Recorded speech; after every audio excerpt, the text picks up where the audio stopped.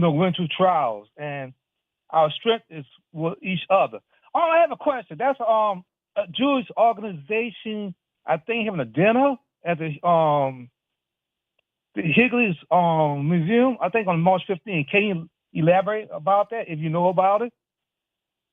Um, I'm not sure exactly. I March think that 5th. I think I Well, think it's called on March 15 or this weekend. Yeah. Actually, yeah. it's tomorrow night. It starts the Jewish holiday of Purim, Okay. which is Oh, kind of okay. it's very similar to Mardi Gras in many ways. You dress up.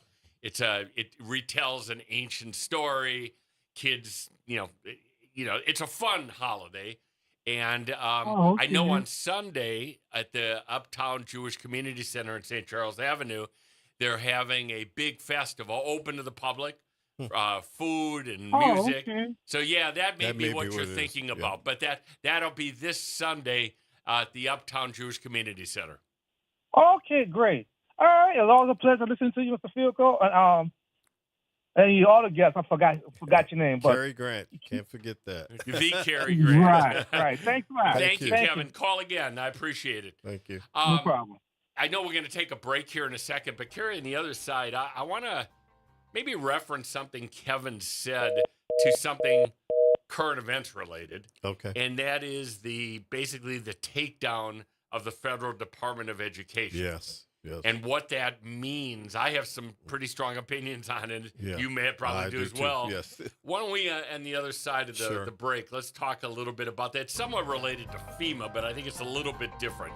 Okay. So we'll take a break here. Love to hear from you, by the way. 504-582-9422. We'll be back in just a minute.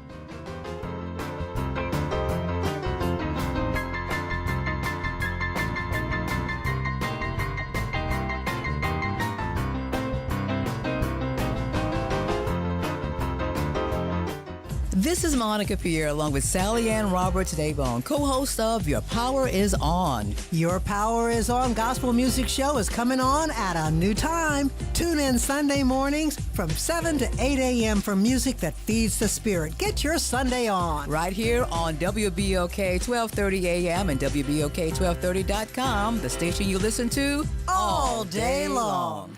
WBOK 1230 AM online at WBOK1230.com.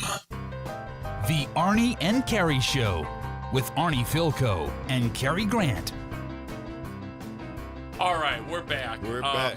That was a really thank you all of our callers, Alicia and Elmore and Kevin. And, to Kevin's comment, I want to kind of bring it home a little bit today in terms of something that's it's in the news. In fact, it's front page in the Advocate today, and that's the Federal Department of Education. Yes. Which, if anybody saw any of the media last night, half of the workforce, both in D.C. and across the country, Has been is losing their jobs. Yes.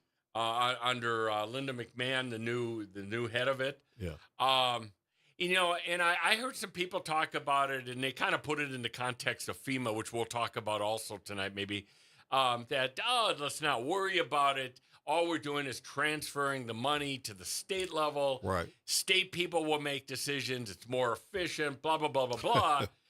But when you look at where education is in Louisiana, Right. Putting it at our state level kind of scares the heck out of me a little Yeah. bit. Well, it creates a real problem because it can be doled out in a way that's not fair. That's part of what the education department is about, is making sure all people get resources that need them, not just some people. That's the first problem that you have. You have lots of programs that are specifically tied to kids with special needs, different programs that are related to girls and women and things like that. You have all kinds of programs across the board. And all of those programs can simply not be processed through the states because a lot of these states and local school boards are being taken over by conservatives who don't want any of this kind of education to go through. The real problem, the biggest problem, though, is simple funding for many things like FAFSA for people with college student loans. I mean, those types of things, even stopping those programs, as we've seen with some of the other programs that have been affected, even delaying things means that a kid that's in school has no way to pay for school. And how do you get to the next semester? Right. You know, right. I mean, literally, we're talking about, it's simply it goes to the states, but it's not that simple. Well, I think a lot of people before the last few weeks really didn't understand How that works. how broad federal services are in some of these departments. Absolutely. And as you referenced, I mean, the Department of Education federally, not statewide, federally does everything from advising and counseling people on scholarships and Yes. colleges and education aspects of that. Right. They are the enforcers of the various titles. Everybody, Sure. Most people have heard of Title IX, for example. Right. Which makes sure that we have equity and we have Right. discrimination gender wise or Right. racial wise. Even with athletic programs for Yeah, girls. absolutely. Well, I think not right. not literally school, but so your kid can play volleyball. That's Right. that type of thing. I mean, look, Title IX, if you look historically at females in sports, it may have been the greatest thing that was ever done. happened. Exactly. Because our granddaughters now have, I mean, the opportunities. The rise in women's basketball, which is on everybody's mind right now with the NCAA tournament and the WNBA, is because of that. If you hadn't had that, you wouldn't have this renaissance in women's basketball and a path for girls to take. Right. And I guess the way I look at it is, and again, everything's changing in the last 6 weeks, but the federal government was always kind of seen, similar to federal courts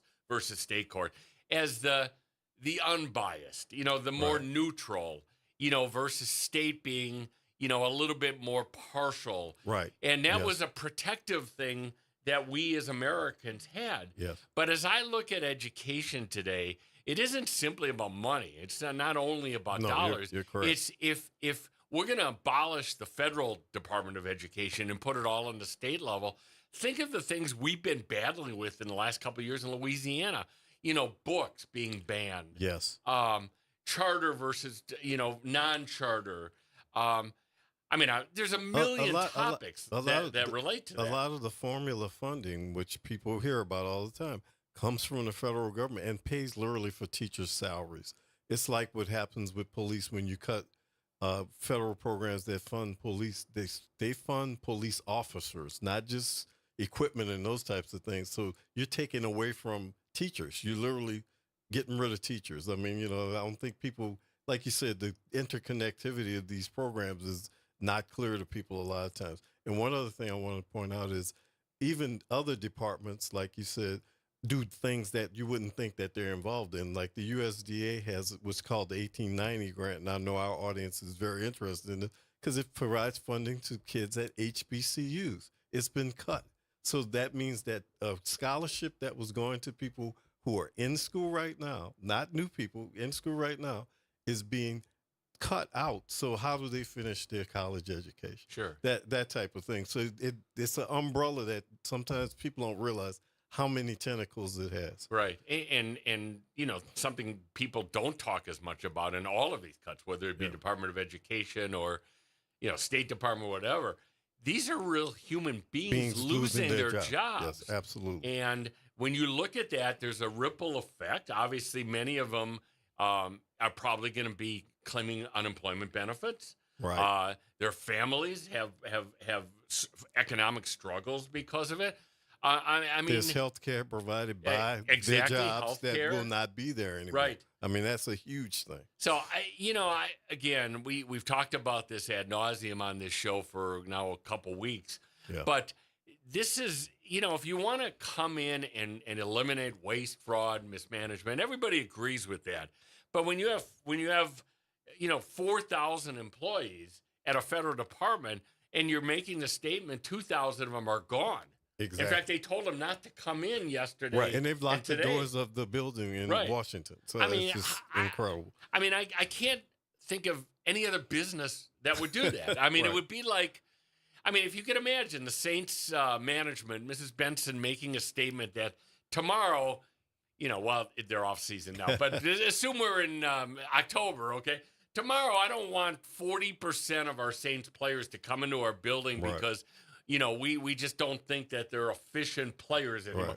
Right. Again, I'm being a little silly here, but the point is, this is not the way to operate either private business or public sector. Well, the thing about it too, and I always have this discussion with people, the differences between government and business, and I don't think these are business related decisions, as you said, because they're very political, but I think the real issue here is a business may say, as you, to use an example, like you said, well, let's say Tesla. Tesla may say, well, we're not making Tesla trucks anymore. Well, that doesn't mean anything, but you're not going to make profit from that sector of your business. A government can't just say, we're not just doing these things anymore. I mean, the idea of, I'll give you another example, the idea of privatizing the postal service sounds like a great idea. It loses money. Some things in government lose money because they're not supposed to make money. That's Right. the first thing. But then when you say privatize, you say also privatization will mean people in rural areas won't get mail delivery. That's the first thing that you would cut out. Well, do we, as a person who may have some ideological differences with people who live in a rural area, I'm not trying to cut their mail service from them as a person who's as democratic leans. I don't think that's right for us to do that. And like you always say, as Americans, that's not what we're supposed to be Well, about. and And it doesn't really do anything. isn't the goal of government to do, and when you really break it down to its basic thing, Right. is to help people. Right. That's why Right. government exists, and And it's funded by the public through taxes. And the way that people use delivery services so much now, Amazon and the like, that's how they get it to the end point. It comes from the mail truck. People realize that they see the UPS truck delivers packages. So these people wouldn't get anything. They literally would be living in some rural area and have no mail. No, how does that really work? I mean, it's what you said. And all it does is hurts people. It just hurts people for no particular reason. Yeah. And I think Americans with the new administration that's in place, if the position had come out right from the beginning and it said, look, we just think there's a lot of unnecessary things that we can cut. We can make it more productive. I think most people do agree with that. I honestly. Yeah. But when you come out and say, well, we're going to cut, here's our goal, we're going to cut 50%. And the side story to that is, oh, by the way, the reason we're cutting the money is because we need the tax cuts for the wealthy. Right. Most people are looking at it like saying, this is not really what I bargained for. That's exactly right. I mean, the other side of it is, and, people can say they don't like taxes or whatever, but the very people who don't want to pay taxes the most have the most money to pay taxes. And the people who have that money want the most expensive things from the government, because what you want is the government to support things like the Defense Department, which is $780 billion of the federal budget in the biggest department. And I'm not saying we're not supposed to be secure, but they don't want to cut that, but they want to cut these programs that go to individuals and individuals' jobs, Arnie, which is, like you said, that devastating for a family, whether you're on the right wing, the left wing, wherever wing, in the middle. Somebody just losing your job today because somebody said, I decree that you lose your job. Not because you're not doing your job, or not because we can't afford to pay you for your job, but just saying that you're losing your job is a really devastating thing for Americans. And I think this is, we talk about a lot of political and ideological things, but I'm talking about the practical side of it. I don't think people should lose their jobs for nothing. Yeah, I agree. All right, I want to transition, Kerry, to something that I saw that really ought to be concerning to all of us, and that is a group came forward called the City Services Coalition. Yes. Led by a guy named Press Kabikoff, who many people know. Press, I know him. He's a developer. But it was a broad, diverse, and when I say diverse, racially, gender, many other areas, of people that came together that said, we are not going in the right direction as a city right now. And some of the things that they found, because they had done some surveying, Ron Falshow, who's a known pollster here, had done some polling of this. And some of these numbers are pretty staggering. 65% of New Orleans voters, and it was pretty much equal African-American and Caucasian, 65% believe the city was on the wrong track in terms of providing for services and just basic things. Yes. And here's the number that I saw that jumped out at me, that the survey found that only 53% of voters expected to stay in New Orleans over the next 5 years. The city population has dropped more than 100,000 since Hurricane Katrina, and it went down over the years from 600,000 into the 300s. Yeah. 53% are expected to stay in New Orleans over the next 5 years. I mean, think about that. We have about 360,000 roughly. Yeah, something like that. If 47% of our community, basically half of that, is going to leave New Orleans, we'd be in desperate situations. Or here. even thinking about leaving. Or even thinking about even it. if you left, just the idea that you think that things aren't going well, so it's a consideration. There's a lot. So this group went to all of the mayoral candidates. They went to Helena Moreno. They went to Judge Hunter. Yes. They, even though he's not announced yet, they went to Oliver Thomas. Yeah. They'll go to anybody basically that is, a serious candidate. Right. I assume they'll do the same thing with council races as well. And they want the people running for office to know about this, and more importantly, I think what they're looking for is what are the candidates' ideas how to reverse this. Yes. There's going to be they have like 5 or 6 different areas, from sewage and water board to infrastructure, to water regionalization, and that's a very interesting topic. Yeah. And they're going to do public hearings on this, but. First of all, I really think this is great that there's a group that's kind of leading this effort for 6 months. Yeah. And more importantly, I'm hoping, especially at the mayoral level, that the candidates will take this seriously, because this is an eye-opening number here. 53% versus 47%. Just imagine if we only had 200,000 people in our community, what it would do to our tax base, what it would it's already difficult to provide services. Imagine what that would be. Yeah, absolutely. This group, very much like this, if not this same group, did some interviews with some people like me who work for the city and asked some of the similar type of questions for some background information. And this may be the same group. It was some other people who were doing the actual interviews, but it's very interesting to know that everybody's talking about the same thing, Arnie, that we talk about here all the time, the basics. Just, people aren't asking for us to build, the Rainbow Bridge or build, a skyscraper in this city. People are asking for basic services that can be delivered and should be delivered promptly and easily, and to be treated properly and with respect. And if you're billing somebody for something, make it be efficient, that type of thing. Nobody's asking for anything that, like you always say, other cities don't do. We may talk bad about some cities, but they do things in a much easier manner than we do. And that's all people want. But what we want is from our candidates this time is we want our candidates to have concrete plans on how they're going to get there. Yeah. Because this is not going to be about winning the election. This is going to be about running the city. That's what I believe. I think politics on one side is, you have to win the election, but what are you going to do once the keys to this thing are given to you? And I think people more than ever in this election, and again, I guess maybe I'm focusing a lot on the mayoral election. Yeah. But the at-large election, the council elections have similarity to it as well.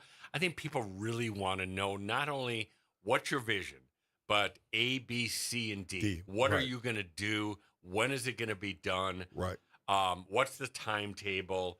I think that's where the mood of and that's why, again, I know people probably are bummed out when I criticize the mayor. The mayor should not be traveling right now. I'm just sorry. There's so many things going on in New Orleans with security, with infrastructure, that you're a lame duck mayor. You're going to be out of office in 5 or 6 months.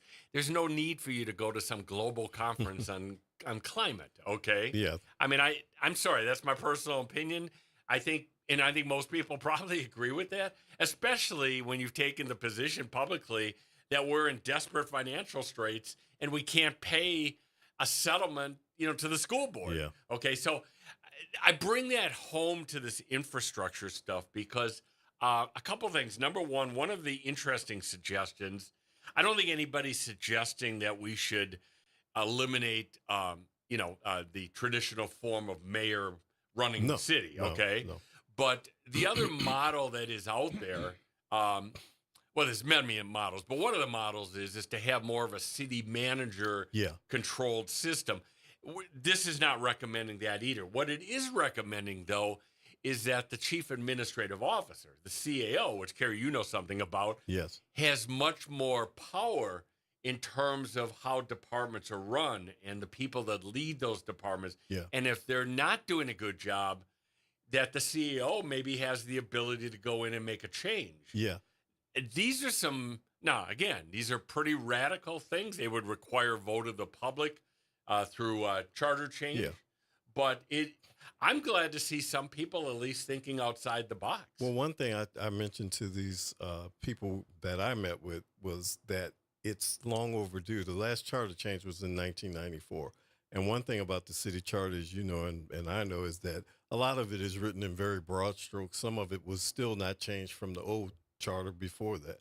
So it's probably time to redefine the charter itself. I mean, I think that would not be a bad project to start at the beginning of an administration, because to make it more modern. What would you do, like a constitutional convention type of thing? What they did was they had a Blue Ribbon Charter Commission that was run by David Marcello the last time, and just citizens working on people who understand those types of laws. But it's sort of like what you said, to look at it in a more defined way, because there's lots of loopholes, so to speak. Just like the issue that they're having right now about the city attorney representing the council, representing the mayor, that type of thing. Like that should be more clearly defined in the charter about when the council, or let the council have its own executive, lawyers or whatever. But make it formalized, make it clear, so that if they have disputes, they don't have to have one person trying to serve two masters. That can never work. Those are simple things, but there's lots of stuff in there that you got to bring the charter to the modern world. I mean, things, the days of maybe the city attorney easily representing the mayor and the city council. I mean, those days really are over. Certainly under this council, they're over. And I can tell you, under the council that I had after Katrina, we had to hire private counsel as well. So, and I've been around a long time, and before you even got there, and that was always a thing. It's like, so it's been a constant, but it's never been said, look, let's just straighten this out. I mean, they've done some charter amendments, which I don't have that much of a beef with lately, but there haven't been anything about the real formal setup of the government. And sort of like what you said, Arnie, not to sit down and write down, we need to not have a strong mayor type government or something like that. There's lots of other stuff that can be addressed. That will help a new council and new mayor to do their jobs better, easier, and more efficient. Yeah, absolutely. And I think that's what the public wants right now. I mean, that's all I hear. That's all I hear wherever I go. And I think we're kind of in this lull right now for the next 6 months. We know we're going to have new leadership. So I think people are a little bit more patient right now. But whoever gets into that mayor's chair and into the council chair, there's going to be a lot of pressure on them to be able to really make some changes here. I'm having breakfast, I think it maybe this week, with Matt Wisdom, who people may know. Matt came out with a new program, and I'm so bad on tech, but I'll try to paraphrase. But basically, when you see a pothole, it has a code on it. You can go to the code, take the picture, and it'll tell you everything about that project. What contractor's on it, when they started, how long it needs to finish. That's a brilliant concept. And just that transparency of people being able to know where the status is. I'm going to talk to him about Nord, because the same thing relates to Nord. Is some of our playgrounds and the equipment are in terrible condition. And I know I've heard there's FEMA money that's there, it's coming, it's blah blah blah. But I think the public wants to know, for a particular playground, what is the status of it? When is it going to be fixed? Who's involved in it? So I think that's a tremendous improvement if we can do a system like that. Look, the thing that we all know is that staffing will be what it is, but technology can be a force multiplier on every front, not just policing. It can be a force multiplier. And some force multipliers, Arnie, as you know, are just information. Because I think if the public knows what's going on and knows what they're facing, then they can feel better about what can be done. you make a great example of how you can raise funds for something. If it's a local playground, people may say, "Oh, we just need to have a new swing set put in or something like that." It's old. Where they may just raise the funds and have Yeah. it put in. Yes. If they knew they had to, Yes. it would cost you $5,000 if you did. And that's what people don't know now. They just don't. They hit a brick wall of not understanding what's going on, and that just makes people frustrated about why isn't anything happening. Yeah. By the way, just as a footnote, you just referenced something about private funding. Yeah. We lost the First Lady, Alice Foster, Oh. passed away yesterday. Oh, no. That's Governor Foster's Oh, wife. yeah. And there was a wonderful story. I didn't know. I've never met her. Yeah. I had met Governor Mike Foster, but Yeah. when he got elected and they came into the mansion in Baton Rouge, and she says, "Man, this is just a disaster. I mean, we should have a beautiful home representing, our state and all Right. of that." And she says, "Governor, do we have money for this?" And he said, Right. "No, we have no money for this. But if you can raise it, we'll We do can it." fix it, And right. she went out, and that was one of her projects, Yeah. going out. And the mansion in Baton Rouge really is a beautiful place. So I don't know why that came to mind, but No. when you mentioned private donation, But one that's thing, part of it. One thing that we were talking about this yesterday with the members of the Links Incorporated about doing community service things. But we have a very generous populace. We're a small city, but people are very generous here with their funds, with their limited funds and all that. So people will do things, and I think part of the problem is just knowing what you're being asked to do. And doing it in an organized manner. And I think people appreciate that. I think they would enjoy being part of some of these things. Absolutely. Well, for those interested in this citizen services group, I would urge you to read a really great column today by Will Sutton Okay. in The Advocate. His headline is "New Orleans doesn't need overhaul, but city services sure do." We agree with that. Yes, absolutely.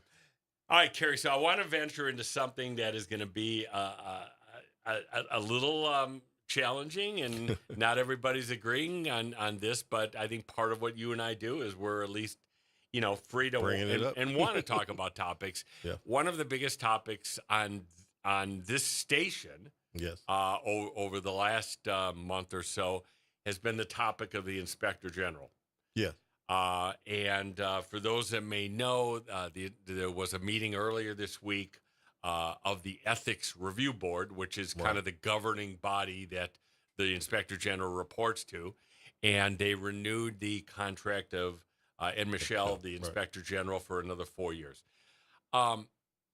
I will tell you, this has been a troubling story for me for the following reasons. One of the things that I am very, very proud of, and really, I wasn't the lead, but I was the head of the council, is the Inspector General and the Ethics Review Board and the Independent Police Monitor were all put in place by the City Council in the years after Katrina. And the idea of the Inspector General was to eliminate fraud and waste and save money for the city, and to look at things that were not being done properly, et cetera. And, we've had a number of Inspector Generals over the years. Yeah. For those that remember, the first one was a guy named Robert Sarasoli, Absolutely. who was had this deep Boston accent, and was really one of the deans in the country of Inspector Generals. But we've had probably 5 or 6 since then.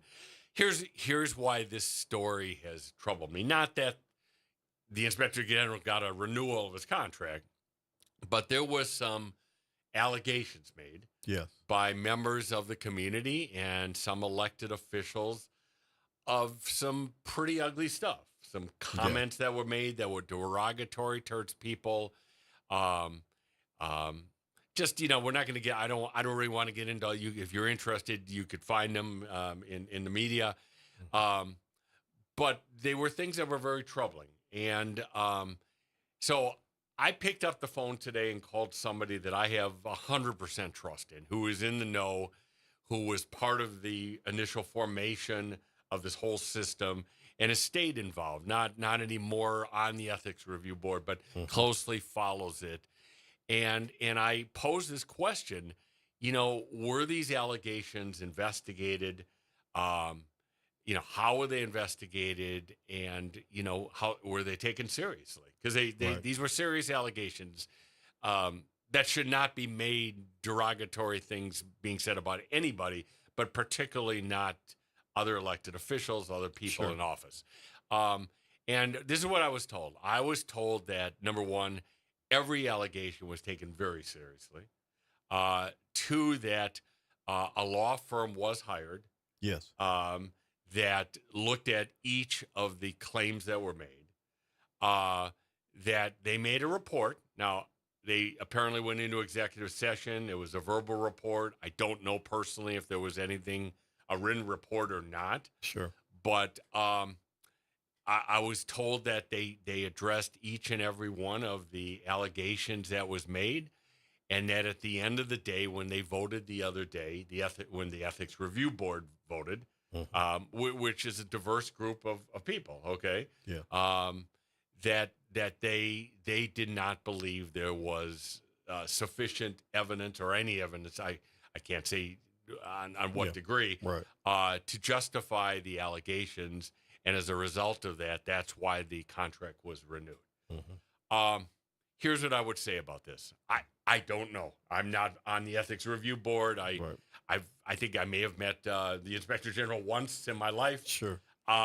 So I can't. I will say this: he's put out more reports than most of the previous Inspector General, which is what he should be doing. Yes. But there's clearly been clashes with our sheriff, with the Independent Police Monitor, with other folks.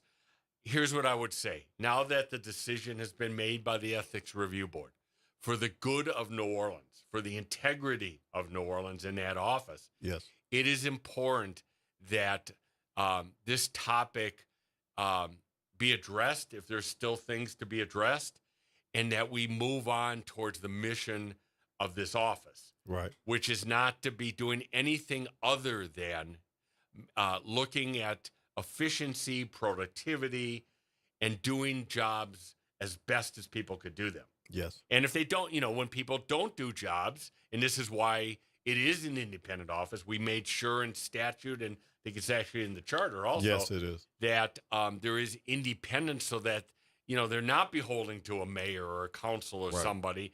But I'm going to say this just as somebody that was part of the formation of the Inspector General and Ethics Review Board.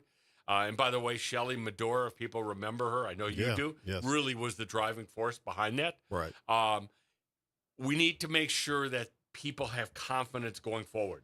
Yeah. Because when people don't have confidence and feel that there's something wrong in that office, that's a real problem for our city. Well, and the only thing I'll say about it is, and I agree with you about the mission of the Inspector General, because there is doubt in the community and it's a lot of controversy going on. The law firm that was hired has done a lot of these types of investigations. I'm familiar with that law firm. It was Transcendent, right? Yes, they've done a lot of these kinds of things on various different organizations all over the city. Big time investigations. I would hope that they would produce something that would tamp down some of the issues that people are bringing up, so that people could have something to hold in their hands that said, this is what it is. The one thing you don't want with an Inspector General is something that's not transparent. And that's where I am with this. Well, and the whole idea of the office is transparency. Yeah. I agree with that, Kerry. Overt transparency. I agree. I think if it could be done again, it would be better that there was a written report on whether there was things that were done improperly or I can see, look, just as we're putting a legal hat on, it's hard when you're dealing with personnel issues, because in most organizations you do go into executive session and it's not a public open discussion. But if there is some way to clear the air, I guess, in a way. That's what I mean. Yeah, I know what you're saying. I think, again, in a perfect world, I think that is a better way, because people then that still question it, can see the facts, can see what the basis of the investigation was. I don't know what's going to happen. I don't know if there's more legs to the story. There may be. But here's what I do know, and again, I'll just come back to this. we got to have confidence in that office. Yeah. It's too important for the city of New Orleans to not have the community at large. And I don't mean one particular community. I mean the entire community needs to have confidence that what's being done there is fair and it's being done to help our community save money or be more efficient, more productive, whatever it may be. The very thing that we talked about earlier about the problems with the Trump administration are the very thing that the Inspector General is set up for. It's supposed to be about searching out waste, fraud, and abuse. And that's exactly, I've been through a lot of those studies and things while I was there, and questioned, interviewed, bring documents, that type of thing. So I know what they can do, which is positive, which you can not like it as an administration or whatever, or an entity or elected official, but that is their job. As long as they're doing their job, we're good with that. But if they have internal issues or whatever, like you said, Ernie, this office has to be one that's above board on all of those issues. Look, it's got to. It can't ask a question of somebody else that it won't answer. Yeah, of all the offices in New Orleans, this one not only has to have full transparency, it's got to have full integrity. Yeah, I mean, that is the reality. Absolutely. That's the whole purpose of the office. Because what it does is like what I say about Trump's administration all the time. When you have no credibility, it doesn't matter what you produce because people think it's not credible. I mean, it's just they never believe you because they think, well, you didn't tell the truth about this, so you can't be telling the truth about that. Yeah, it creates a lot of issues. It does. We've only got about 5 minutes to go, so we're not going to get into this in tonight. But tomorrow night, Cary Grant is going to talk and explain the status of the New Orleans trash contracts. Because, man, it's a bit of a mess here. With what's going on now, who's doing what, how long the contract is for, who's going to get the next contract.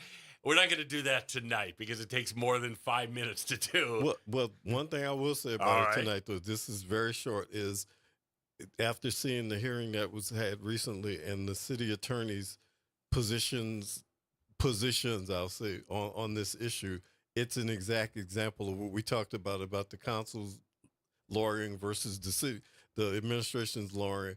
And that is a real problem.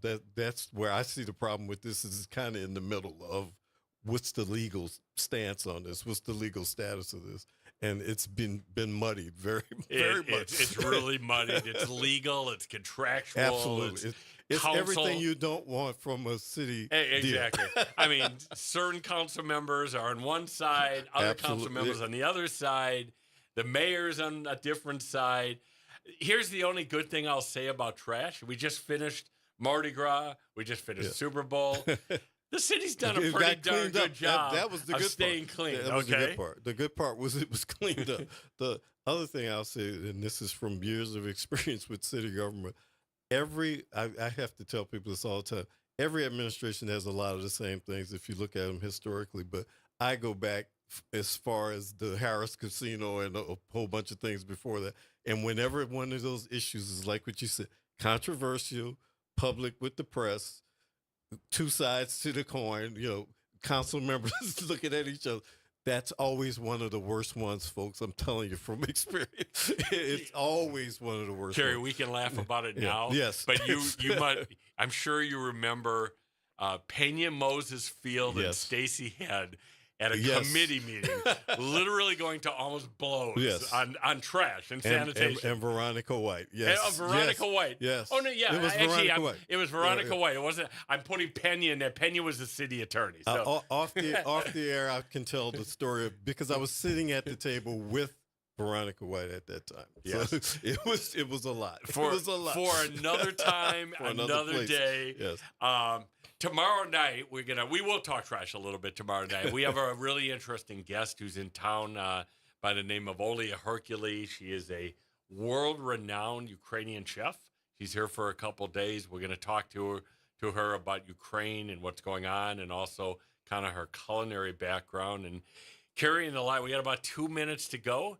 So Saints free agency is a couple days in. Yeah. Kind of interesting. They're they had one or two outside signings from other teams and couple internal signings. Yeah. I don't know people happy, or what do you think? I think people are kind of doing a wait and see attitude. I'm giving this coaching staff a lot of leeway because I think they've hired a good head coach, and I think he's brought in some good assistants, and let's give him a chance to see how he can work with these people. I mean, some of the guys like Tyrann Mathieu, I thought they would probably release, but I think they said we can maybe get a little something out of him changing the scheme around or whatever. So that's a positive side in my mind, that they're trying, and they look like they're dealing with the salary cap for next year. Well, when to make sure that some of these people, their contracts are over. There's not all this dead money and that type of thing. Well, some of these guys that they're re-signing, one, you re-sign for productivity, that they're good players. Yeah. But sometimes you re-sign because you can extend out the contract,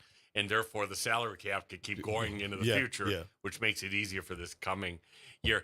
Hey, Jazz, we had this debate the other night. I wonder where you are, because I haven't seen the news in the last few hours here, but Aaron Rodgers is still out there. What would you think of him being in black and gold? So I am an Aaron Rodgers fan, right? But I do not want to see him come to the black and gold. No, huh? Nah, it's too much drama. It's too much drama. And he doesn't have enough time. I mean, it would have to literally be this year or nothing, and we're not set up for that. So. No, he's 41 going on 50. Well, so. I'm gonna keep drumming that bandwagon here. I'm the only one in New Orleans that wants that excitement of number 12 wearing black and gold. I don't think it's gonna happen. I think he's gonna sign with Pittsburgh tomorrow because he's free now. I mean, it just happened. So, had this happened 6 years ago, we'll be saying something different. I mean, yes. Well, listen, as a Packer fan, please sign with the Steelers, because do not sign with the Vikings, because they have a history of Brett Favre. Yeah. I don't think we can handle Aaron Rodgers playing in Minnesota. There's too much deja vu. Exactly. Well, this has been fun tonight, Kerry. Thank you. Thank you for our callers. Thank you, everybody. Show is much better when we have our callers. Absolutely. So look forward to hearing more from you, and we'll be back tomorrow night at 6 o'clock. Good night, everyone. Good night.